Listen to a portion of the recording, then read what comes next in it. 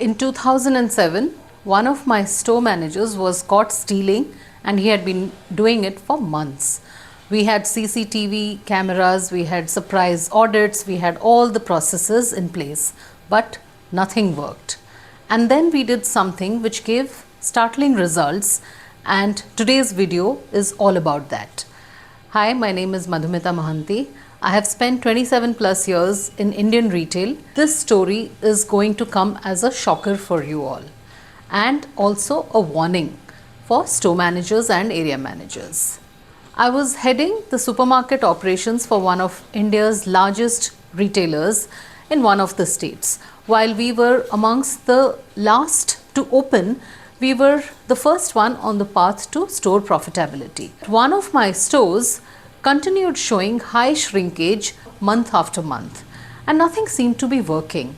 So I decided to set up a small task force with the CFO and his team leading it. There was a team which almost set up camp at this specific store. They poured through all reports, looked at data patterns, and came up with something startling. The shrinkage was because of the store manager. Not only was he stealing stocks, he was also stealing money from the cash tills. This came as a big shock for all of us. When confronted, he broke down and admitted everything. And here's where it gets hard. This was not just some unknown person. This was a manager who had been with us from day one. We knew his family, and when he was confessing, the only thing I could think of was his young daughter. What would her thoughts be when she discovered her father was nothing but a common thief? The wife came up to me and was in tears and said that her husband would not repeat this and asked us to forgive him.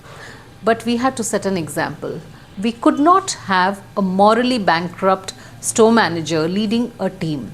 What example would he set for the rest of the team?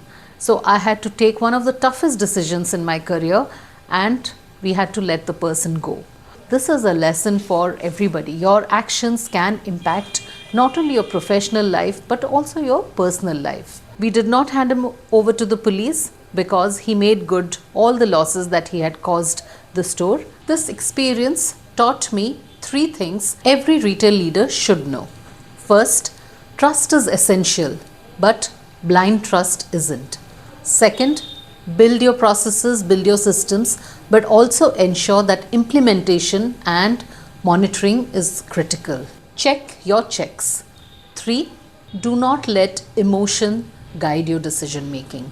Look at hard data and evidence. After this episode, I completely redesigned our systems and protocols, and thankfully, in my long retail career, I've never had to fire a retail store manager again. If your retail business is losing money to shrinkage, I help companies build these systems.